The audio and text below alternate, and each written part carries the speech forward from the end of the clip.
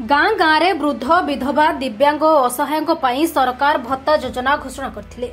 लक्ष्य थिला समाजर सबुठु पछुआ लोक मानकु सहायता जोगाई देबा। किंतु प्रायोगिक अवस्था रे एही योजना हेउछि अव्यवस्था, अनीति और असंतोषर केन्द्र। योजना भल किंतु कार्यान्वय रे असद व्यवहार। अनेक कागज रे भत्ता पाउछंती, वास्तव रे तांको खाता को टंका आसुनाही।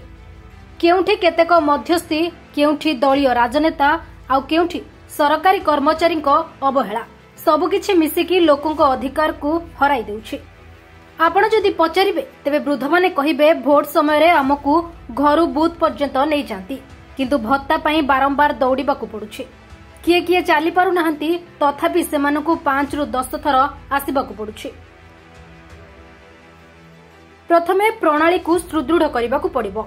सबु भत्तारे डायरेक्ट बेनिफिट ट्रांसफर करबाकू पड़िबो, जहाद्वारा मध्यस्थक हाथ को टंका पहुंचब नाही। द्वितीय प्रत्येक ब्लॉक स्तर में सार्वजनीन समीक्षा, जोठारे साधारण लोक माने सीधा सड़क प्रश्न करिपारिबे। तृतीय जो माने अनीति करिसेंती सेमानक उपरे कठोर कार्यानुष्ठान ग्रहण कराजिबो। सरकारी योजनार उद्देश्य सेवा, किंतु लोकंक अभिज्ञता समस्या।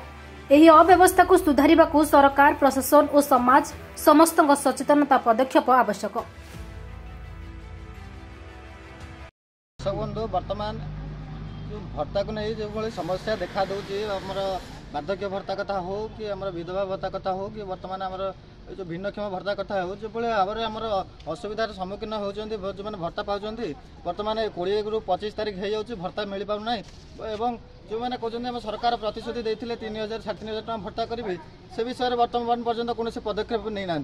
आम जब देखा आम सहित अच्छा जन वरिष्ठ बुद्धिजीवी अच्छा सहित आलोचना करवा आसतु कौन कहते मु आज्ञा नारायण चंद्र नायक जड़े श्रमिक नेता। मु जो ओडिशा भत्ता संग्राम समिति विद्याधर महांती नेतृत्व में ओडिशा जाक चली से कमिटीर उपचेष्टा।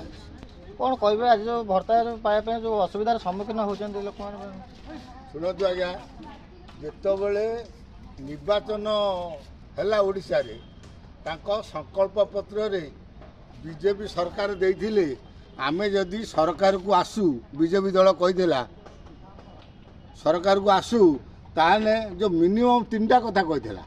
गोटे 60 रु 80 वर्ष पर्यंत 3000 टका भत्ता देवी, 80 रु ऊर्ध्व को 3500 देवी, विद्युत छाड़ करी कौन आउ मद बंद करी।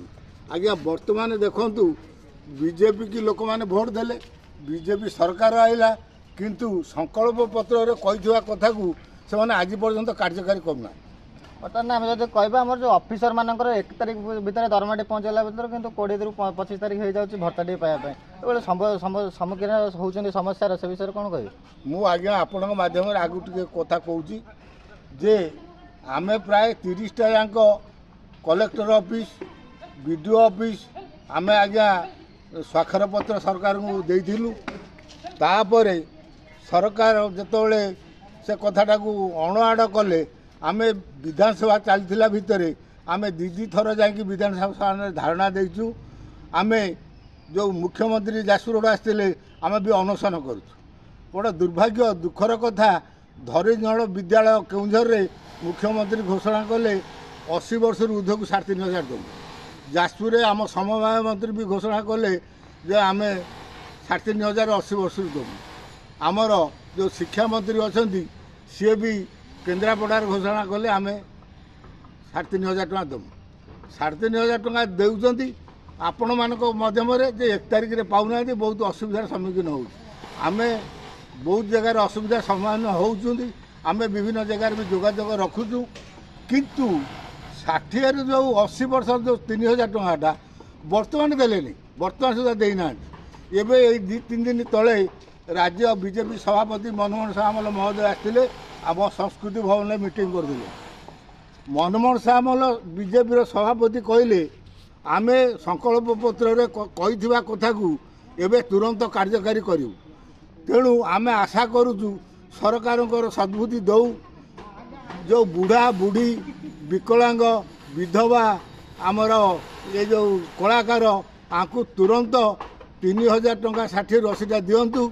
आउ 80 रु जो अधिक 3500 टका दौरान केतेक जगह लोक मैंने पाऊना कंप्लेन आसुची प्रति पहिलारे 1 2 3 कि 5 भितर दवाई मु आपण माध्यम सरकार को अनुरोध कर आम जो कहवा जो भोट समय जो निर्वाचन समय जो भिन्नक्षम टे भोट देवाक जापारे घर पाखे गाड़ी टे पहुँचे पार्टी कि भत्ता देवा बेले से नाई नथिबार असुविधा सम्मुखीन होती अनेक दूर जावाक पड़ुछि से विषय कौन कह अरे बुढ़ा से कथा मुझे माध्यम कहूँ चाहूँगी नवीन पट्टनायक सरकार 60 ରୁ 80 की 1000 टଙ୍କା दौला 80 ରୁ 1200 टଙ୍କା दौला ये सरकार जिते कहले आम आसीने 60 ରୁ 80 3000 टଙ୍କା दमु 80 ରୁ 35,000 दमु लोक मानकर जो आकांक्षा जो विद्युत कथा कहले मत बीजेपी सरकार को भोट देले लोक माने भोट देइचंती किंतु आपण कहिथिबा संकल्प पत्र को कार्यकारी कहीं करूना आपण वर्षे पुरीला पूर्ति पालन कले वर्ष पूर्ति पालन कले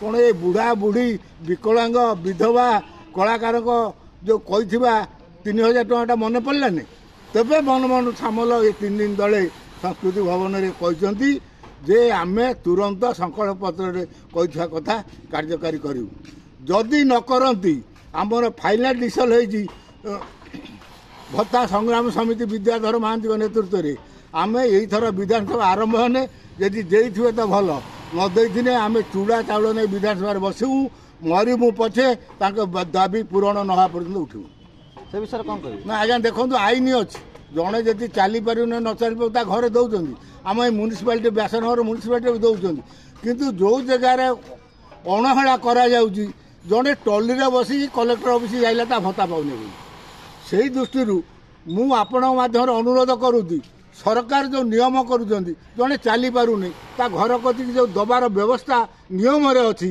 ताकू तुरंत कार्यकारी करूँ जो मैंने चली पारना अधिक वयस्क लोक कि अंध कि विकलांग से नहीं घरे टंकाटा देले लोक मैंने उपकृत हुए ता जदि सरकार न करती ताने आगामी दिन में जो संघर्ष हम से सरकार दायी। कोरेरू संजय नायक रिपोर्ट आदेश लाइव।